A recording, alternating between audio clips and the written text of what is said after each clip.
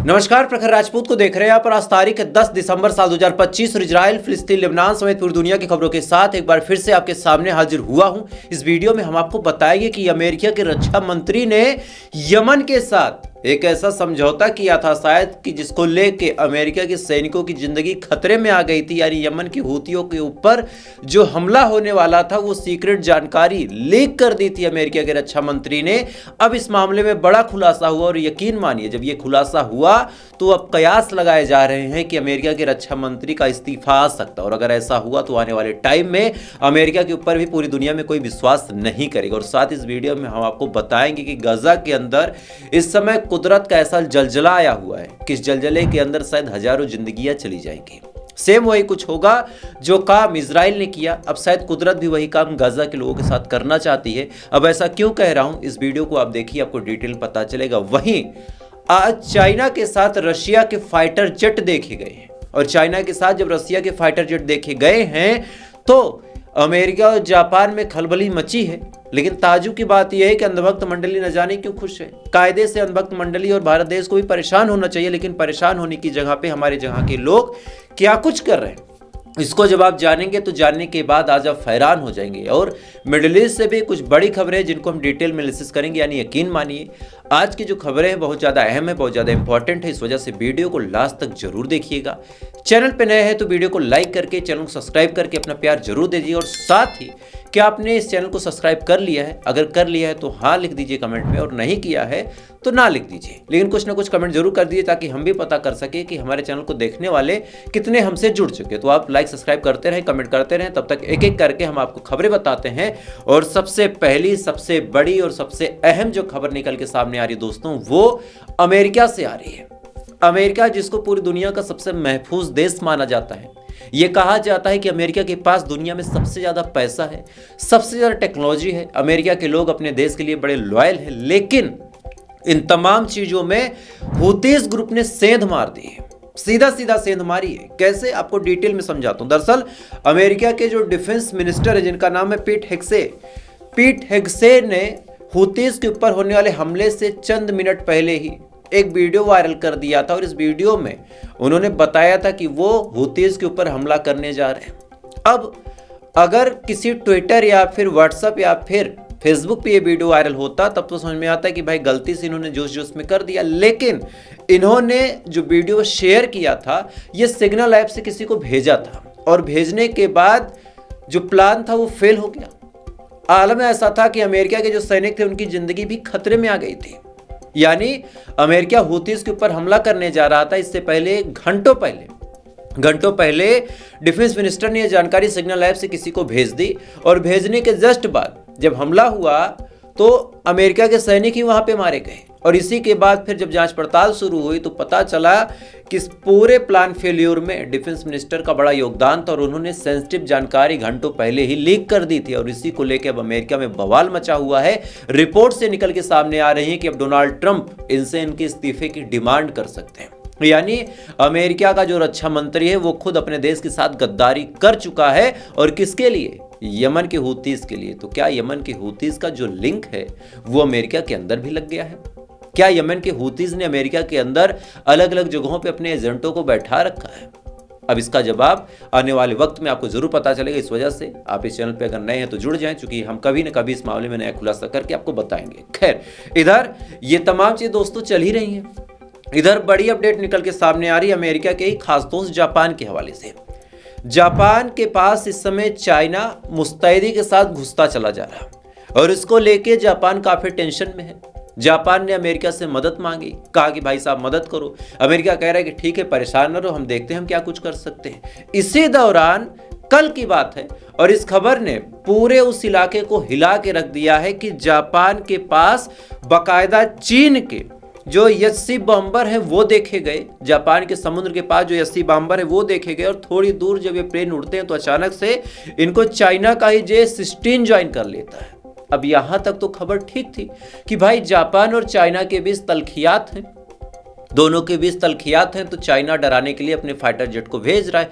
लेकिन इसी दौरान साउथ कोरिया ने एंट्री मारी, और साउथ कोरिया ने जो कुछ कहा वो चौंकाने वाला था। दरअसल साउथ कोरिया ने साफ तौर पे कहा कि ना केवल J-16 न केवल यसी बॉम्बर बल्कि रशिया ने भी अपने 2 फाइटर जेट TQ-95 भेजे। और TQ-95 वही फाइटर जेट है जो बाकायदा न्यूक्लियर बम गिराने की भी सहूलियत रखता है। यानी आप सोच के देखिए कि जापान के पास चीन के फाइटर जेट के साथ रशिया के फाइटर जेट उड़ रहे हैं, यानी चाइना की मदद के लिए रशिया साफ तौर पे आ चुका है और अपने फाइटर जेट को भी, ऐसे फाइटर जेट को जो बम गिराता है, न्यूक्लियर बम गिराता है, ऐसे फाइटर जेट को जापान के पास उड़ा रहा है और एक संदेश दे रहा है कि अमेरिका कितना भी उड़ ले, अमेरिका कितना भी हाथ पांव मार ले, लेकिन चाइना के साथ रशिया मुस्तैदी के साथ खड़ा है। अब ये खबर जब मैंने आपको बताई तो इस खबर के बाद आपका सीना गर्व से चौड़ा हो गया होगा। एज ए इंडियन आप खुश हो गए होंगे कि देखो अमेरिका अब लात खाने वाला है। जापान पे अगर चाइना हमला करता है तो पीछे से रशिया कर देगा और आने वाले टाइम में जापान अमेरिका सब घुटनों पे, रशिया चाइना हिंदुस्तान सब जीत जाएंगे, हमारी जीत हो जाएगी, अमेरिका हार जाएगा। आया ना ख्याल? ठीक है, इस ख्याल को भी 2-4 मिनट के लिए संभाल के रखिए। 2-4 अपडेट आपको और बताता हूं, फिर इस ख्याल के बारे में बातचीत करेंगे। खैर, इधर ये तमाम चीजें दोस्तों चल ही रही है। इधर बड़ी अपडेट निकल के सामने आ रही बांग्लादेश के हवाले से कि बांग्लादेश ने बाकायदा चाइना से J-10 फाइटर जेट लेने की बातचीत की है।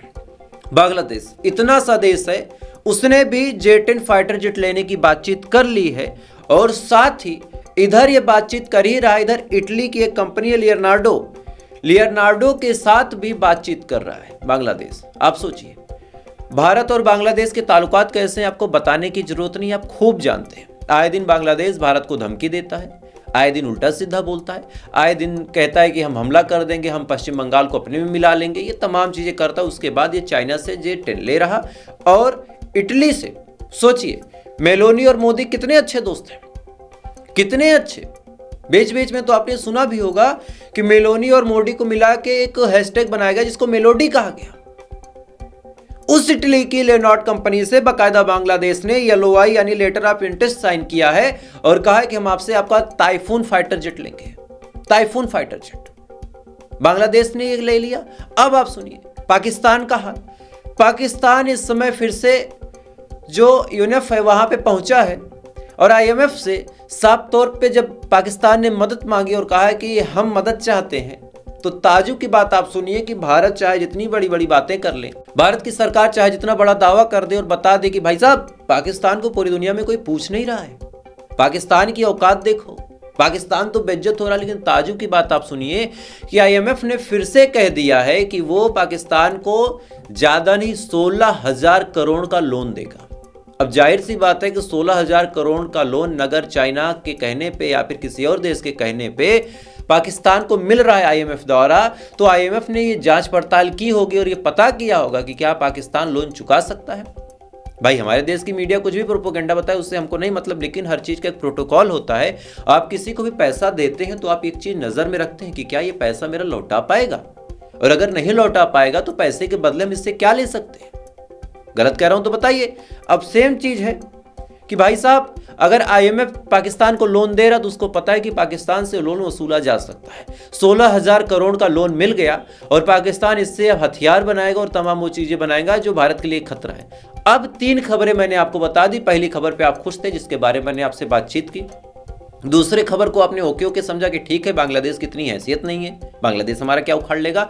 तीसरे पे आप मुस्कुरा रहे होंगे कि पाकिस्तान ने तो लोन ले लिया, लोन के पैसे से कौन राजा बन गया। लेकिन इतनी सेंसिटिव जानकारियां हैं कि चाइना के साथ रशिया का फाइटर जेट आ गया, इधर बांग्लादेश फाइटर जेट ले रहा, इधर पाकिस्तान लोन पे अपने अंदर डिफेंस की चीजें बना रहा। इधर भारत में क्या हो रहा है आपको बताता हूं। भारत में जब पार्लियामेंट चलती है तो हमारे आपके टैक्स के पैसों से पार्लियामेंट में हर मिनट की कीमत ज्यादा नहीं 2.5 लाख रुपए है।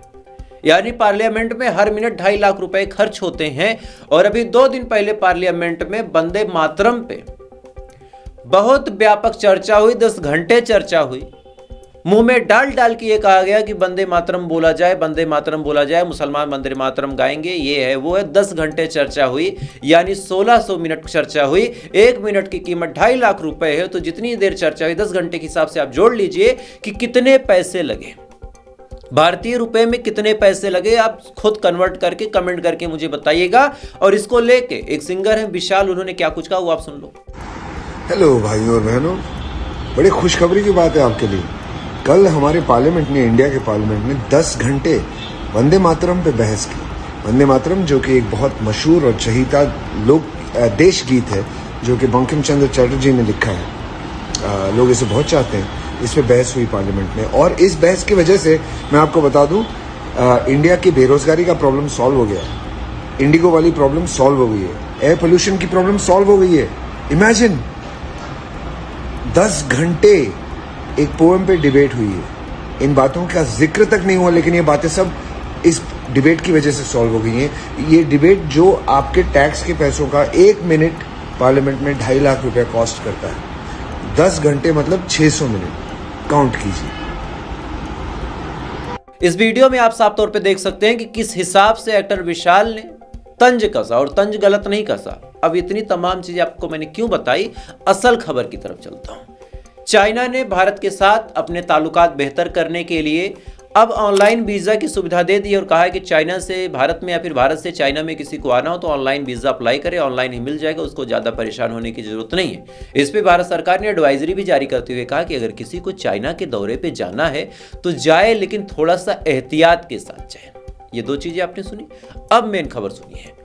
4 दिन पहले, 10 दिन पहले मैंने आपको एक खबर बताई थी कि अरुणाचल प्रदेश की एक महिला जब चाइना जाती है तो चाइना में जब उसके पासपोर्ट को देखा गया और उसकी नेशनलिटी इंडियन देखी गई, उसके एड्रेस में जब देखा गया कि अरुणाचल प्रदेश लिखा है, तो चाइना की अथॉरिटी भड़क गई। उसने कहा कि अरुणाचल प्रदेश भारत में नहीं है, चाइना में है, और इसको लेके बड़ा बवाल मचा था। बीच में आपने ये खबर भी सुनी होगी कि कैसे रोबोट द्वारा हमारी बॉर्डर की निगरानी की जा रही है। बीच में आपने ये भी सुना होगा कि चाइना बड़ी तैयारी भी कर रहा है। लेकिन अब ताजुब की बात आप सुनिए, हमारे अंधभक्त लोग इतने खुश हो जाते हैं जब चाइना और रशिया के फाइटर जेट जापान के आसपास मंडरा सकते हैं, तो कौन गारंटी लेगा कि भारत के साथ अगर कभी चाइना के हालात खराब हुए और कभी हम जंग की सिचुएशन में जाएंगे तो कौन गारंटी लेगा कि रशिया हमारी तरफ से आके लड़ेगा।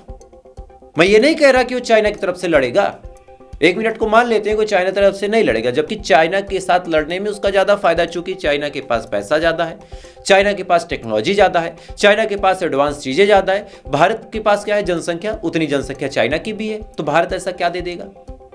तो फिर भी हम मान लेते हैं कि रशिया चाइना की साइड से नहीं जाएगा, लेकिन कौन गारंटी लेगा कि रशिया भारत की साइड आ जाएगा चाइना के खिलाफ। यही सवाल कायदे से उठना चाहिए, लेकिन इस सवाल की जगह वंदे मातरम पे चर्चा हो रही है, इतिहास को कुरेदा जा रहा। खैर, मेरा काम था, मैंने आपको समझाया, इसी वजह से मैंने वहां पे कहा था कि आप 2-4 मिनट रुक जाइए, खुश रहिए अभी ना।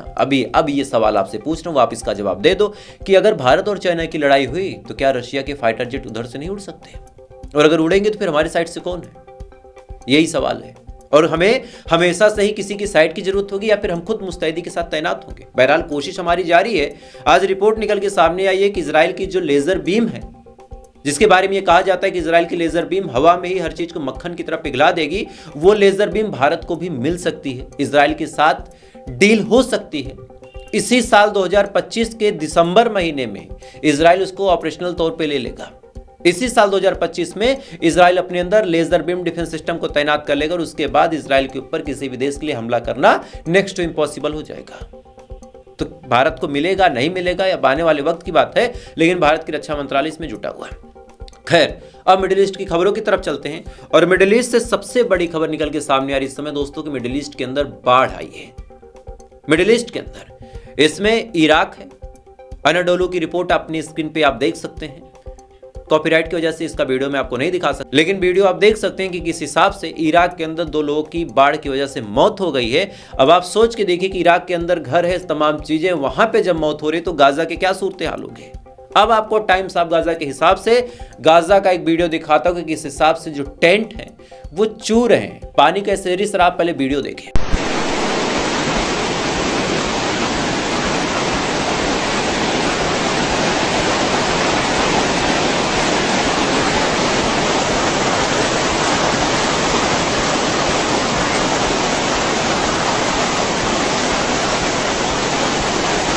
इस वीडियो में आप साफ तौर पे देख सकते हैं गाजा के लोगों का जो टेंट है वो भीग रहा है, पानी उससे चू रहा है, रिस रहा है। और ताजू की बात आप जानते क्या है, जो मैंने 72 घंटे की डेडलाइन बताई थी कि गाजा के अंदर आने वाले 72 घंटे बामुश्किल हो जाएंगे, एकदम नर्क जैसे हालात हो जाएंगे, उस 72 घंटे का 5-6 घंटा बीत चुका है और अब आने वाला टाइम बहुत मुश्किल होगा। क्यों? क्योंकि गाजा के अंदर जब टेंट भीग गए और टेंटों से छन छन के जब ठंडी हवा आएगी तो पानी की छूते वो हवा और ठंडी हो जाएगी और इधर इन लोगों के कपड़े भीगे होंगे, ये लोग भीगे होंगे और ऐसे हाल में इन लोगों की जिंदगी अजाब हो जाएगी, ये केवल मौत मांगेंगे। खैर, इधर ये तमाम चीजें चली रही दोस्तों। इधर इजराइल की करतूत आप देखिए, वीडियो आपके सामने है। आज अल-कुद्स यूनिवर्सिटी में भी आईडीएफ ने रेड की और रेड करने के बाद अल-कुद्स यूनिवर्सिटी में भी लोगों को पकड़ पकड़ के अपने साथ लेके गए। उसका वीडियो आप देखें।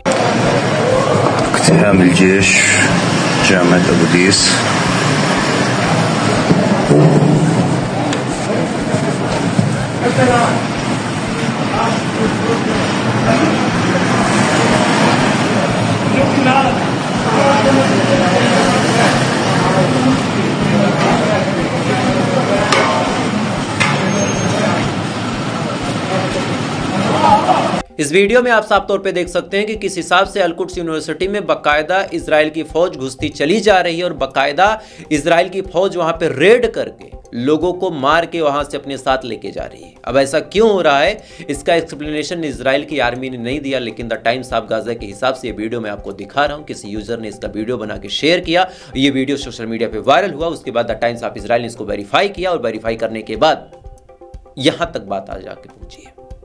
और कमी ये है, साफ शब्दों में कमी ये है कि जब समय था, एक चीज आप समझिए, ये बात ऑफ द टॉपिक आपको लग सकती है, लेकिन 3-4-5 खबरें जो मैंने शुरू में आपको बताई, उस खबर का जब आप रेफरेंस समझेंगे तब इस खबर को आप समझेंगे। जब समय था तब किसी ने जंग की तैयारी नहीं की। जब इजराइल बना, अगर अरब तभी से मुस्तैदी के साथ अपनी टेक्नोलॉजी में इजाफा करते तो आज ऐसे न मारे जाते। किसी ने कुछ नहीं किया। आज छोटे छोटे देश, आज आपको एक वीडियो दिखाता हूं, आपको याद होगा लगभग 50 दिन पहले डोनाल्ड ट्रंप ने एक सीज फायर करवाया था थाईलैंड और कंबोडिया के बीच। उसके बारे में भी मैंने आपको डिटेल में समझाया था कि कैसे एक पार्टिकुलर जगह को लेकर बवाल चल रहा है और उस बवाल की वजह से फिर वहां पे लड़ाई झगड़ा शुरू हुआ।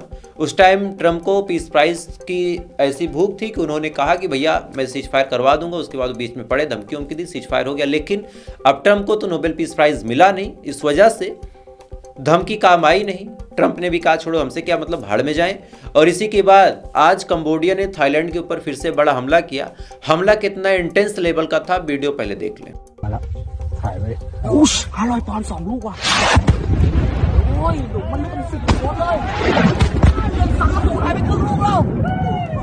इस वीडियो में देख के आप जान सकते हैं कि थाईलैंड, कंबोडिया जैसे छोटे छोटे देश इतनी प्रीसियस मिसाइल अपने पास रखते हैं, इतनी प्रीशियस मिसाइल अपने पास रखते हैं और इस हिसाब से हमला करते हैं। और थाईलैंड, कंबोडिया शुरू से शांत रहे, वहां किसी का रीजनल टेंशन नहीं है, फिर भी अपने आप को इतना अप टू डेट रखते हैं, इतना तैयार रखते हैं। और आप सोचिए मिडिल ईस्ट में कोई तैयार ही नहीं है और नहीं तैयार है तो फिर मारे जाएंगे। बात कड़वी है, लेकिन ऊपर वाले ने जब दिमाग दिया, कहा इसका प्रयोग करो, तब इन्होंने नहीं किया तो क्या होगा। खैर, तो फिलहाल के लिए अभी इतना ही। बाकी थोड़ी देर बाद फिर मुलाकात होगी ऐसी किसी अपडेट के साथ। तब तक आप अच्छे रहें, खुश रहें, अपना ख्याल रखें, अपने देश का ख्याल रखें। ऊपर वाला आपकी हिफाजत करें।